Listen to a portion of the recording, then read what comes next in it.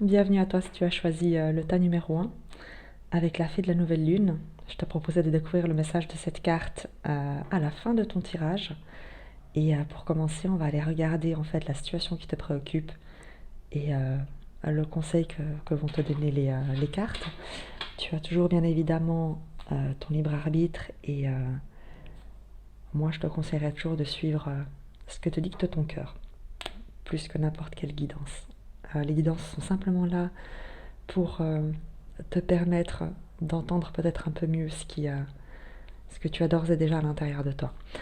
Je vais te proposer donc d'aller regarder le message de cette carte qui t'est destinée par rapport à une situation qui te préoccupe et les conseils qui te sont donnés avec le tarot akashique qui est, qui est ici. Voilà. Et on va commencer.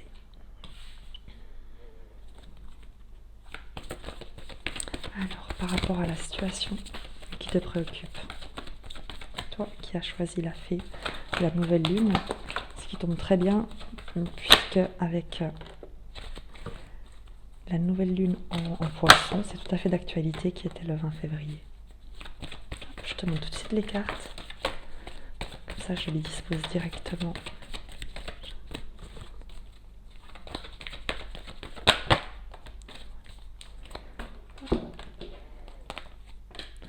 La situation qui te préoccupe.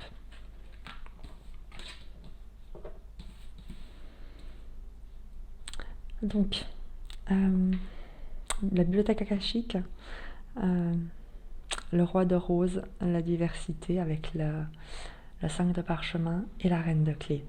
La situation qui te préoccupe, en fait, tu es... la bibliothèque akashique nous parle de connaissances que tu... non pas perception, parce qu'on reste vraiment dans le concret, le pragmatique, mais peut-être des nouveaux sujets d'études, des nouvelles connaissances, des nouvelles compétences que tu engranges, que tu as, donc disposes d'ores et déjà d'une sagesse qui est tienne, mais également d'une sagesse à laquelle tu as accès de par ton parcours, de par qui tu es, de par ton environnement et ta curiosité. Avec le roi de coupe, ce qui te préoccupe, c'est également de savoir comment mettre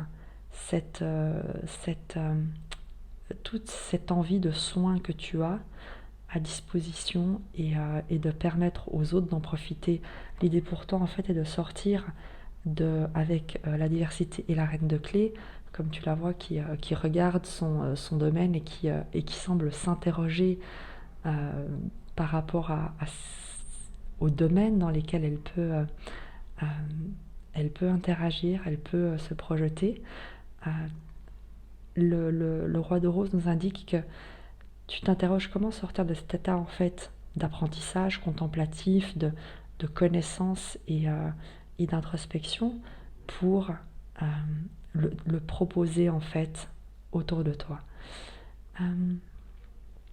Ça, c'est ton premier message. Il y a aussi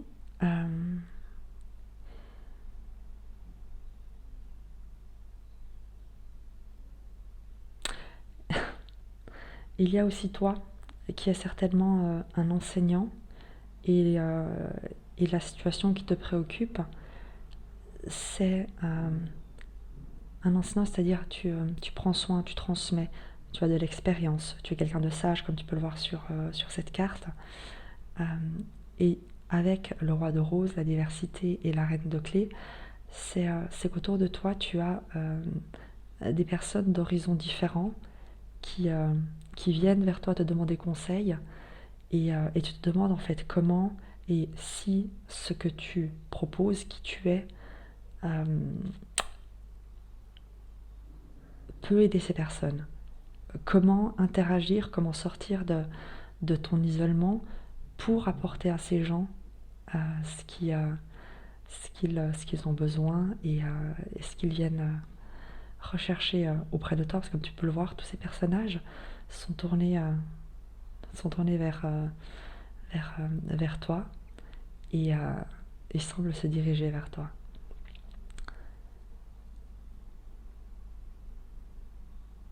Je vais tirer une précision Parce qu'en l'occurrence, les cartes sont assez fluides en fait.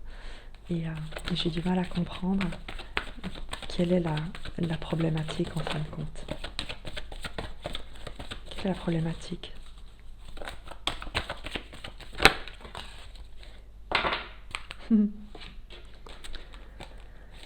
Vision de l'ego et l'ascension, c'est qu'en fait, j'imagine que quelque part en toi, tu es peut-être mal entouré, mal conseillé, et ou toi-même tu t'estimes ou tu te vois d'une mauvaise manière ou pas à la hauteur. Tu te sens peut-être très seul dans ce que tu proposes et là où tu es. Et, et tu te demandes où te diriger, comment passer par-dessus ces limites que tu rencontres, comment dépasser cet obstacle qui semble te gêner, te limiter dans ce que tu souhaites partager et communiquer à ceux qui t'entourent. On va regarder le conseil des cartes, toujours avec le tarot akashique. Quel est le conseil par rapport à cette situation?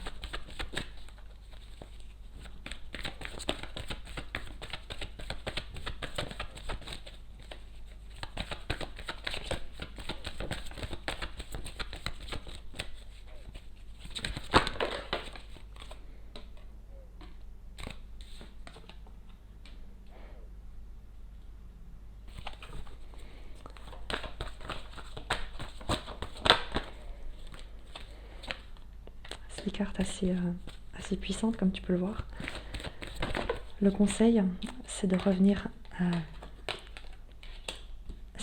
à l'équilibre, de revenir au calme, d'arrêter toute forme d'agitation, de faire un point de situation sur tes compétences, là où tu souhaites te diriger, et de te laisser guider surtout par ton enseignant intérieur, par ta sagesse intérieure, par cet endroit en toi qui est calme et qui te dit que de toute manière, tu es guidé avec l'ange Gabriel dans ce que tu pourras partager, sur le chemin que tu es amené à suivre, parce que ici, il est question de laisser ton enseignant intérieur, de laisser le sage en toi te diriger et te montrer le chemin par rapport à ce que tu dois travailler en toi. Il y a des choses en toi que tu dois libérer, et c'est un parcours en fait qui se fait et qui s'équilibre d'une manière toujours dans le calme, en écoutant ta guidance intérieure, en écoutant ton sage intérieur, et surtout en ne te laissant pas submerger par ce que pourrait te raconter ton ego, par exemple, tes pensées limitantes et toutes ces choses-là.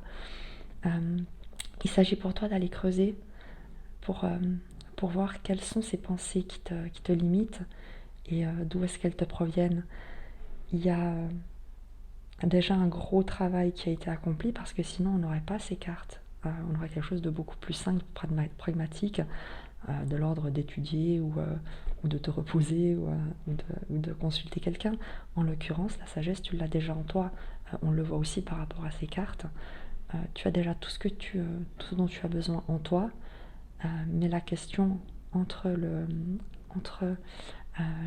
la vision de l'ego et Uriel et le sphinx, c'est justement d'aller rechercher en toi cette sagesse et de la débarrasser de toute la boue qui peut l'entourer. On va encore regarder un conseil avec le tarot de la transformation. Pardon, l'oracle de la transformation. Qu'est-ce qu'on te conseille justement pour ce travail de mise au monde? Et donc après je te lirai la fée de la nouvelle lune, peut-être que tu trouveras encore des conseils. Quel est le message?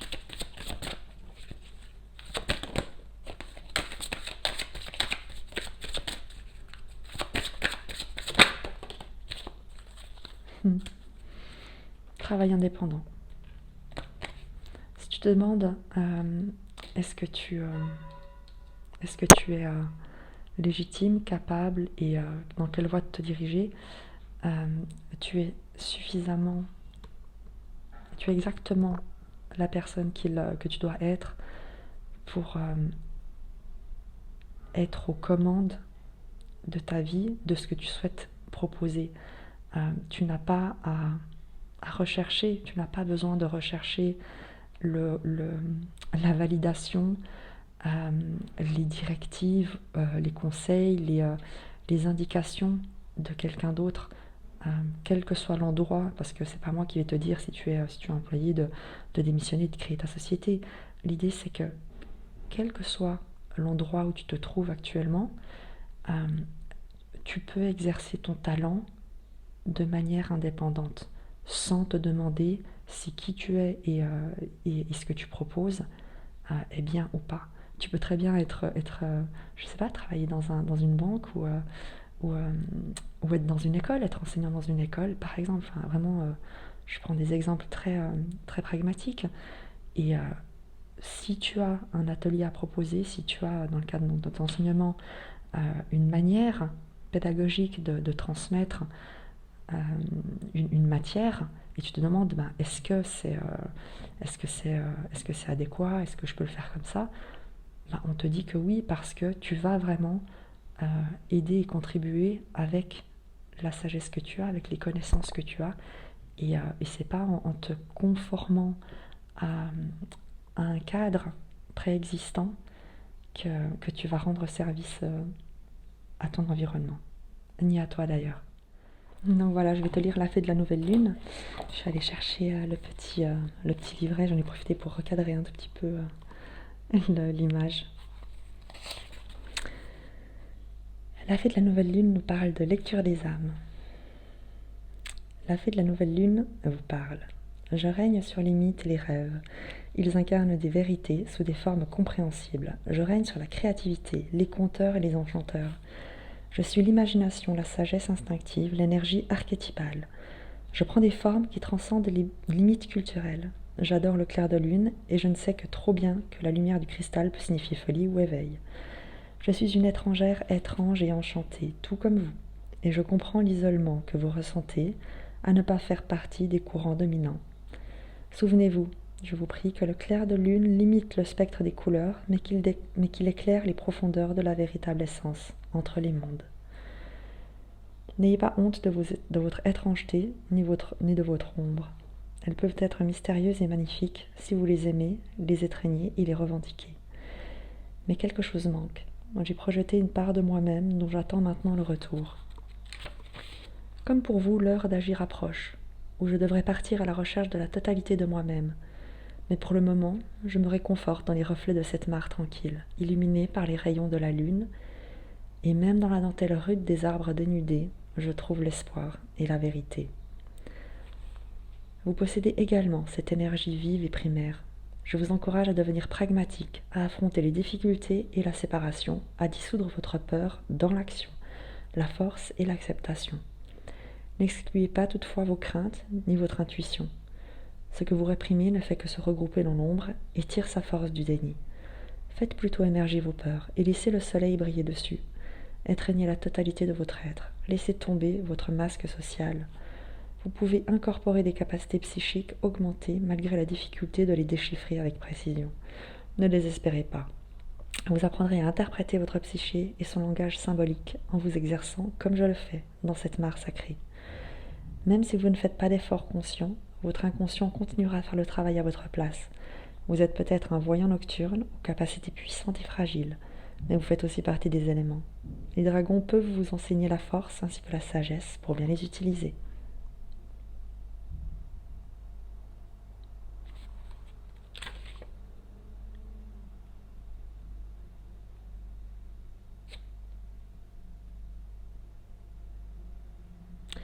N'oubliez pas, rien n'est jamais perdu. Tout ce qui vous appartient authentiquement vous reviendra. Donc je crois que si tu te sentais un peu perdu et avec l'impression de ne pas réussir à rentrer dans le cadre, euh, ça me paraît, ça me paraît être confirmé et surtout on te dit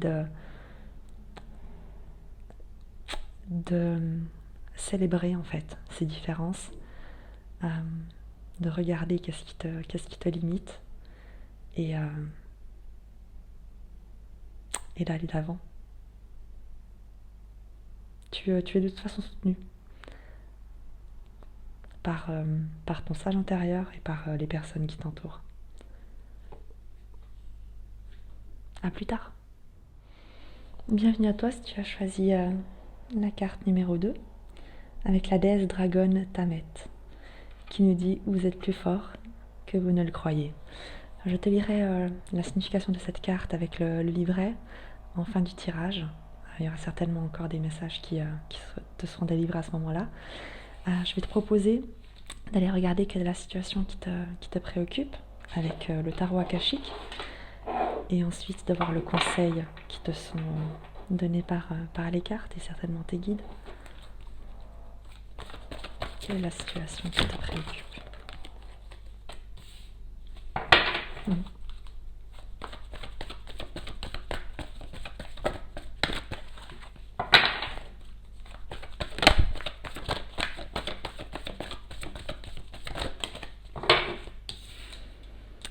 Avec le roi de force et l'été, le roi de force c'est quelqu'un qui a évidemment énormément de charisme, qui sait apaiser son environnement, équilibrer, tu vois, comme tu peux le voir sur cette carte, euh, où il est avec un loup, un cerf et différents animaux qui ne se battent pas, qui ne se querellent pas. Donc c'est ton talent, c'est ton don, c'est ce que tu sais faire, c'est être une personne de valeur qui sécurise, qui sait amener la paix en elle et autour d'elle. Et avec l'été, on nous dit que tu bouillonnes de l'intérieur pour te mettre en action, que tu es plein d'énergie. Hop, excuse-moi.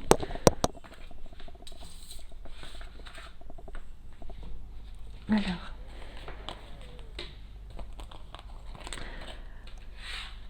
l'éclair et la piste, ce qui moi me permet de comprendre où est ta problématique, parce que jusque-là, avec ces deux cartes, ça me paraissait au contraire être une situation idyllique,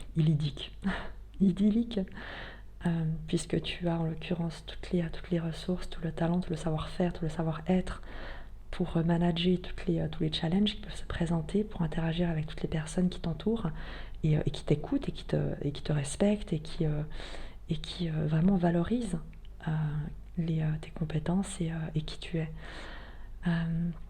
Avec l'été pareil, on nous dit que tout est au bout fixe, que tu es en pleine effervescence et que tes projets sont porteurs.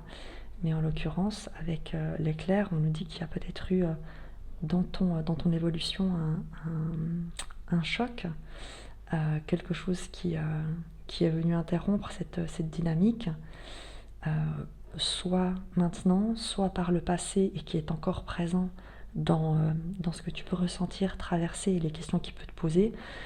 Ça peut arriver typiquement si tu as connu un burn-out, par exemple, quand tu vois l'éclair et le feu qui prend sur cet arbre, une situation où tu as eu peut-être du feu dans ton cœur.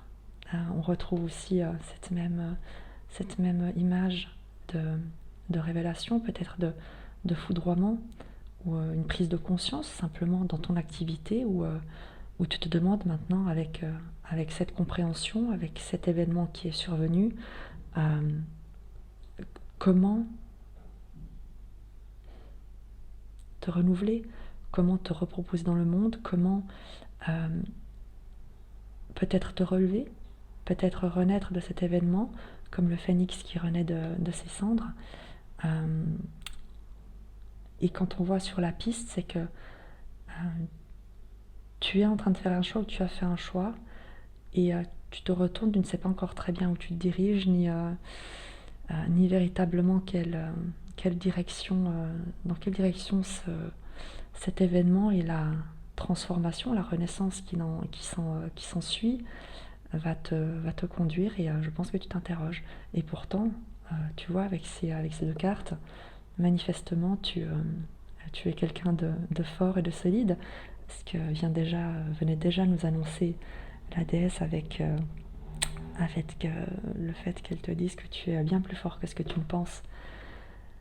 Mais évidemment que dans un parcours de vie, certains événements sont parfois tellement déstabilisants, remettent tellement de choses en question et de fonctionnement en question qu'on a l'impression de repartir de zéro. Et parfois on ne sait pas, on sait toujours d'où on vient, et là où on ne souhaite plus retourner, tu vois, ce personnage qui est sur le point de prendre le train et qui regarde les panneaux, mais qui indique des directions qui n'ont pas l'air de l'intéresser. Et revenir en arrière parfois n'est plus ni une option, ni une possibilité, ni même ça n'a pas de sens en soi. Et bien entendu que l'inconnu a quelque chose de très effrayant, mais le pire c'est effectivement ce qui est connu et qui a été destructeur. Donc il y a peut-être cette zone un tout petit peu de tiraillement que tu traverses. Quel est le conseil des cartes ?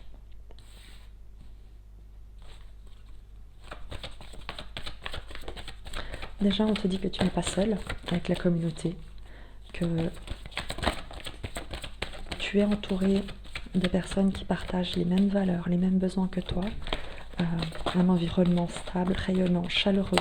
Ça peut être ton conjoint ou ta conjointe, ça peut être ton environnement social, même tes collègues, des conseillers, ça peut être beaucoup de choses. Avec l'architecte, on nous indique que on t'invite en fait, on t'encourage à regarder de l'avant, à construire, à faire un pas après l'autre, à mettre en place les projets que tu as peut-être déjà en tête, peut-être des projets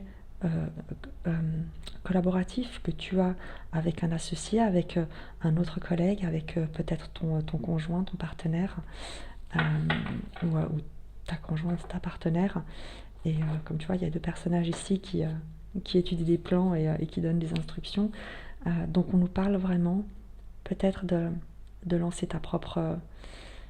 de lancer une entreprise avec quelqu'un, ou alors d'envisager un partenariat avec des personnes qui partagent les mêmes valeurs que toi. Quoi qu'il en soit, les questions que tu te poses, la prise de conscience que tu as et la personne que tu es nous dit que avec la communauté, que vraiment tu n'es pas le seul à avoir cette dynamique, ces réflexions, cette envie, cette recherche de sens, et que même si tu ne sais pas comment et tu ne sais pas où, rejoindre, discuter avec les gens, échanger, partager ce que tu sais faire et profiter aussi de leur expérience, de leurs conseils, va de toute manière être extrêmement bénéfique et te donner également tu vois, ce sentiment d'appartenance.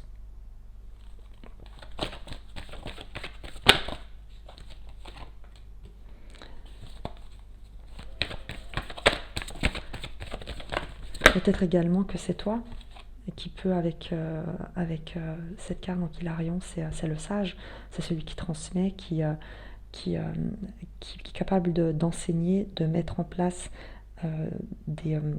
d'étudier, de mettre en place des stratégies, d'écouter et de transmettre des apprentissages, des savoir-faire, des savoir-être. Donc tu as soit quelqu'un à côté de toi ou autour de toi qui peut jouer ce rôle de guide, de mentor, ou alors c'est toi, dans cette communauté, par rapport aux compétences que tu as et aux prises de conscience, qui peut jouer ce rôle de guide, de leader, inspirant toujours. Et avec le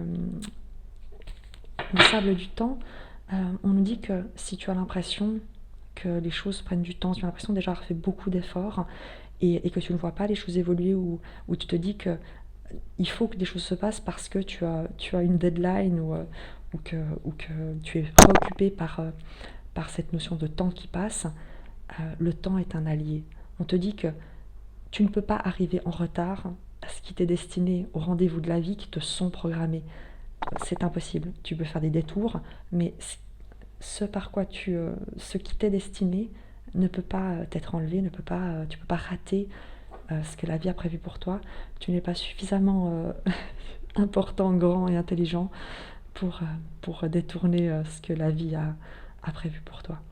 Donc, on te dit aussi de persévérer, de continuer ce que tu mets en place, de continuer tes efforts, de continuer euh, ce que tu as déjà accumulé, ce que tu as déjà prévu, ce que tu as déjà euh, posé comme action, et de ne pas t'arrêter.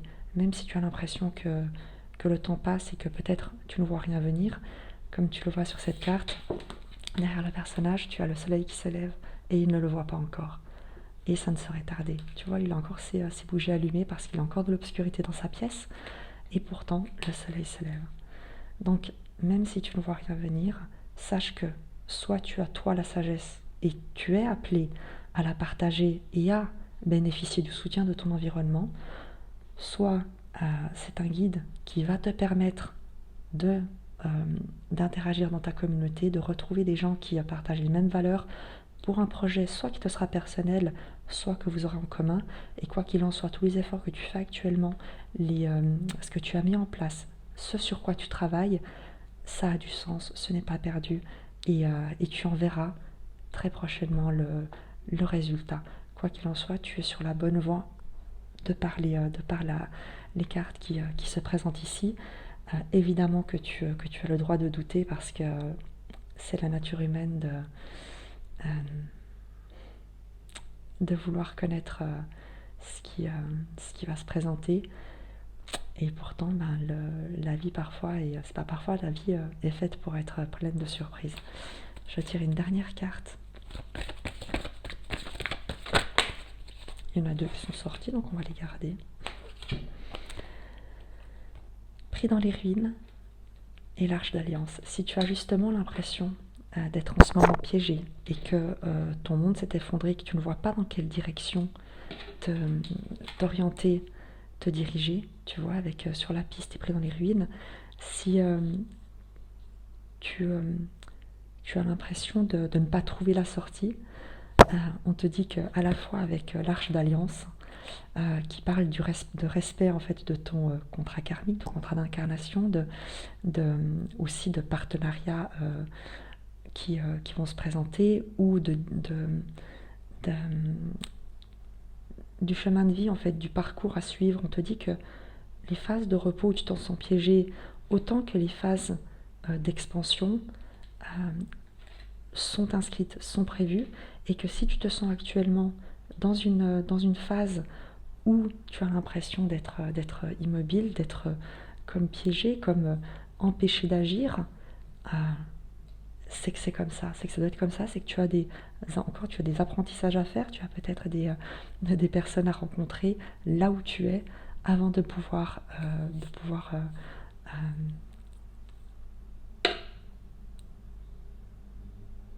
sortir de la situation où tu te trouves. En plus, comme tu peux le voir, c'est un faux piège puisque les murs sont effondrés et il est tout à fait possible de sortir. La grille n'est même pas véritablement fermée. Donc, et tu vois, ils peuvent très bien sortir par cet espace ici. Donc au final, si tu te sens piégé, c'est que c'est aussi parce que inconsciemment, tu sais que tu as encore des choses à apprendre dans cette situation avant de pouvoir évoluer. Et quoi qu'il en soit, ce qui t'est destiné te parviendra. On va regarder encore le message avec l'oracle de la transformation. Fin d'une ère. Voilà, c'est exactement ça. Et juste un complément pour la suite, parce que je pense que c'est ce que tu as traversé, ou c'est ce que tu traverses, avec l'éclair et la renaissance, c'est que tu es arrivé à la fin d'un cycle, et maintenant, il faut te réinventer, il faut te remettre sur la piste, sur ton chemin, et peut-être que la manière dont tu percevais ton activité ou ta contribution dans le monde, eh bien, elle a radicalement changé, mais elle a changé pour le meilleur, même si tu ne le vois pas encore. Juste un complément sur cette carte. Et en même temps, je crois que ces cartes ne t'apprennent rien parce que tu le ressens. Tu ressens forcément que...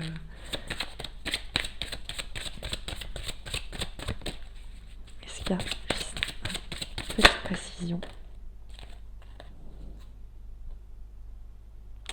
Changement de programme de soins. Peut-être que ce à quoi tu consacrais ton attention et ton énergie et tes efforts est amené à changer en fait. Peut-être que ce qui comptait pour toi par le passé et sur lesquels tu as une prise de conscience, eh bien c'est amené à changer. Peut-être que tu exerçais en prenant beaucoup de soins sur la productivité et sur le développement d'une clientèle. Et maintenant, tu vas concevoir ta contribution dans le monde en te demandant quel service, comment est-ce que je peux être utile plutôt que comment est-ce que je peux, comment est-ce que je peux vendre ou acquérir de la clientèle. C'est comment est-ce que je peux être une bénédiction auprès de ceux qui viendront requérir mes services. Et dès le moment où tu réfléchis de cette manière, en te demandant euh, comment ce que je fais peut contribuer au bien-être et aux soins de ceux qui m'entourent, tu verras que la vie t'aide dans ce que tu souhaites partager. Je vais te lire donc la déesse Dragon.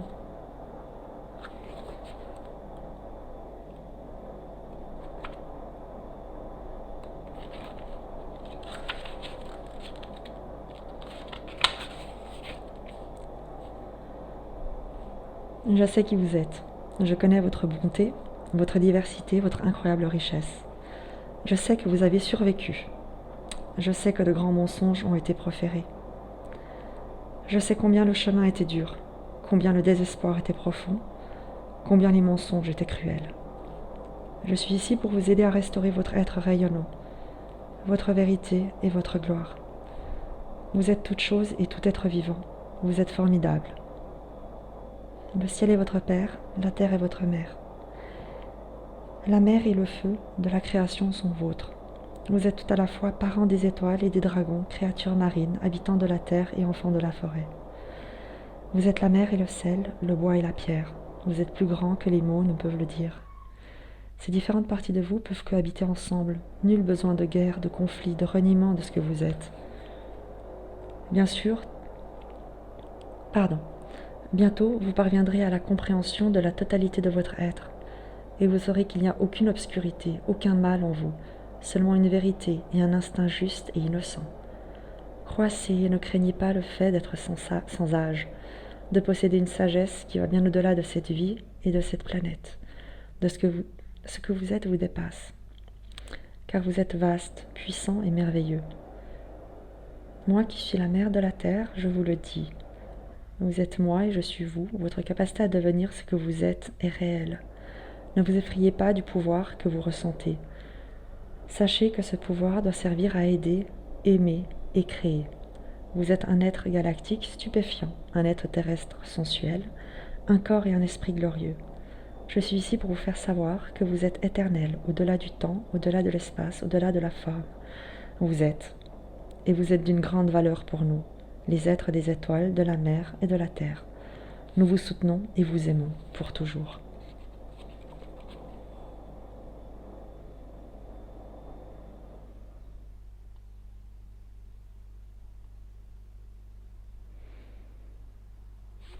Je crois qu'il n'y a rien à rajouter. Je te souhaite le meilleur. Et continue ce que tu fais, parce que c'est magique.